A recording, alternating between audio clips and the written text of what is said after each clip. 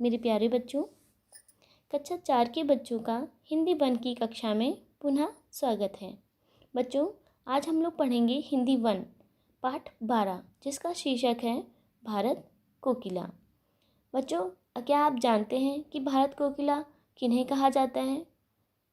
भारत कोकिला सरोजनी नायडू जी को कहा जाता है।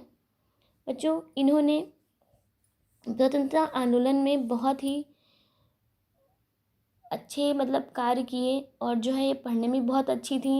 ये हिंदी और इंग्लिश में कविताएं भी लिखती थी। इन्होंने महिलाओं को बढ़ चढ़कर इस आंदोलन में हिस्सा लेने के लिए प्रेरित किया। तो आइए बच्चों, इन महिला के बारे में हम लोग पढ़ते हैं, सरोजनी नायडू के बारे में। भारत को स्वतंत्र कराने में भारतीय नारियों का बहुत बड़ा हाथ रहा है। स्वतंत्र माने होता है आज़ाद। स्वतंत्रता आंदोलन में उन्होंने पुरुषों के साथ कंधे से कंधा मिलाकर काम किया है। ऐसी नारियों में सरोजनी नायडू का नाम प्रथम पंक्ति में आता है।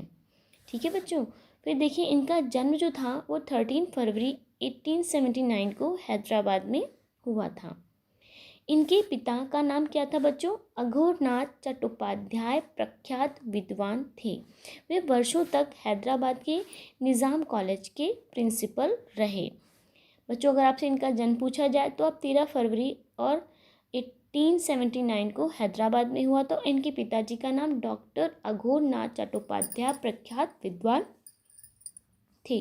वे कहाँ प्रिंसिपल थे? वे हैदराबाद के निज़ाम कॉलेज में प्रिंसिपल थे।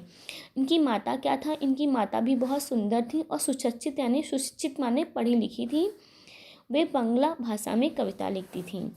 बालिका सरोजनी को पुस्तक से बड़ा प्रेम था। उनके हाथ में हमेशा कोई ना कोई पुस्तक ही रहती ही थी।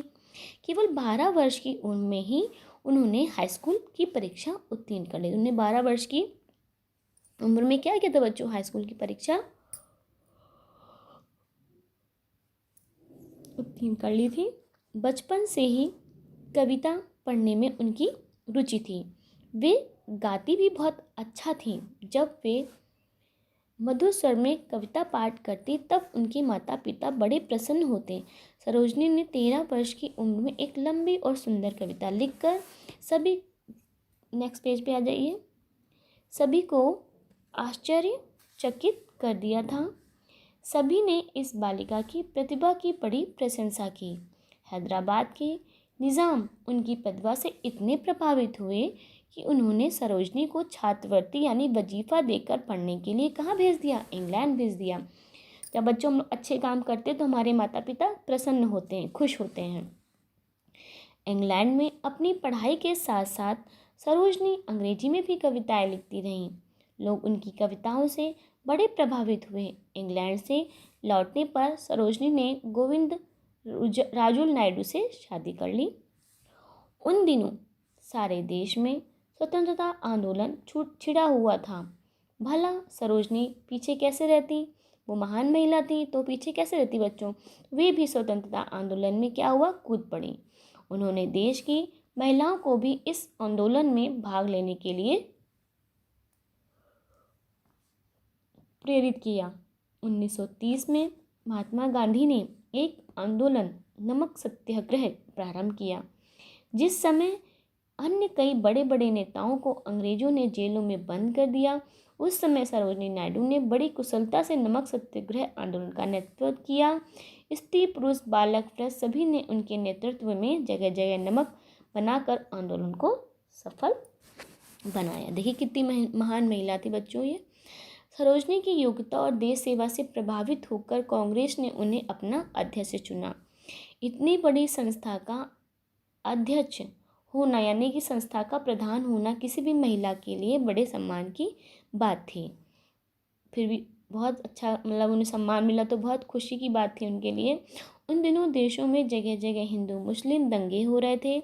सरोजनी नायडू ने देश भर में घूम घूम कर लोगों को समझाया कि स्वतंत्रता के लिए मेल से रहना आवश्यक है। आपस में लड़ने झगड़ने से विदेशियों को भारत से नहीं भगाया जा सकता। ये बात सही है बच्चों। अगर हम लोग आपस में ही लड़ते रहेंगे तो हम तीसरे इंसान जो हमारे देश में भारत में आता जा रहा है उसको हम कैसे बाहर निकाल पाएंगे? तो उन्होंने कहा कि आपस में लड़ने झगड़ने से विदेशियों को हम भारत से नहीं भगा सकते, इसलिए आपस में मत लड़ो और जो विदेशी जो आ रहे हैं भारत में उनको यहाँ से भगाना है। सरोजनी नायडू एक कुशल वक्ता थी, यानी कि बोलने वाली थी। उनकी वाणी में जादू था। जहाँ कहीं भी वे भाषण देने जाती वहाँ लोगों की भीड़ उमड़ पड़ती थी। वे अमेरिका और अफ्रीका भी गईं। वहाँ उन्होंने लोगों को भारत में हो रहे, टर्न योर पेज बच्चों,